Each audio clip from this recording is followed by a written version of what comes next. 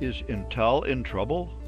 By www.profitableinvestingtips.com. Early last year, we wrote about Intel and chip making in America.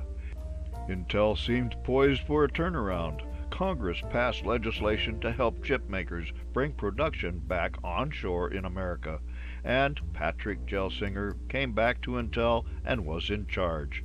We likened this, perhaps too hopefully, to Steve Jobs returning to Apple and creating the iPhone along the way, making Apple a trillion-dollar company.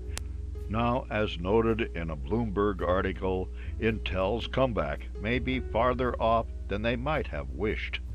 So, is Intel in trouble, or is this just a bump in the road to a long-term recovery? Personal computer slump drives Intel's business down. Intel makes the microprocessors found in most personal computers in the world. A huge problem for Intel is that after a boom in PC sales during the COVID pandemic, personal computer sales have seen the worst year-to-year decline in many years.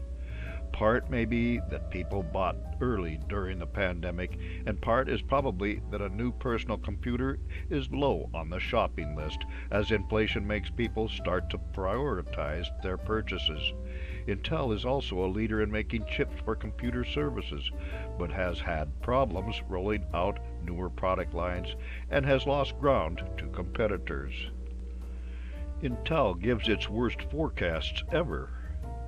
As sales of personal computers and chips fell off, so did Intel's earnings. The stock price was just over $50 when we wrote our article about them last March, and has fallen as low as $25 a share to finally trade at $30 a share at the end of January 2023.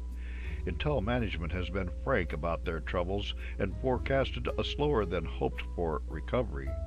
Gelsinger reminded folks on a conference call that the Intel recovery was expected to take years. It just did not need a drop in personal computer sales right at the outset of Intel's journey. How long to make money from new chip-making facilities? Intel is beginning construction on what will be the biggest chip-making complex on Earth. Despite breaking ground at the end of 2022, the earliest the first complex will start turning out chips will be in 2025. This sort of time lag is normal for the chip-making business. The problem as far as profits is that the chip business is historically one of feast and famine. Companies need to design and produce chips that are needed for current devices and immediately start planning for the next generation and the one after that. Intel will, in the end, have invested $100 billion to build the entire complex in Ohio, with the long-term goal of bringing chip making, and especially making of the fastest and most powerful chip, back to the USA. Meanwhile, none of their competitors will be sitting still. Is it time to forget about Intel, or invest in it for the long haul? Intel did not forget about how to make computer chips. Rather, the economy affected personal computer sales.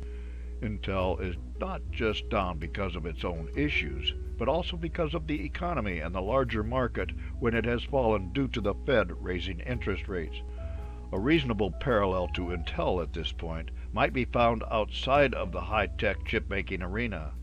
In 1988, Warren Buffett invested heavily in Coca-Cola after the 1987 crash had taken all stocks down.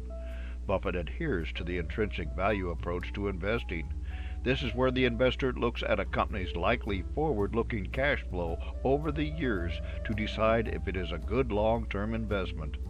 The billion-dollar purchase of Coca-Cola by Buffett in 1988 has returned in excess of 1,550%, not counting dividends over the years.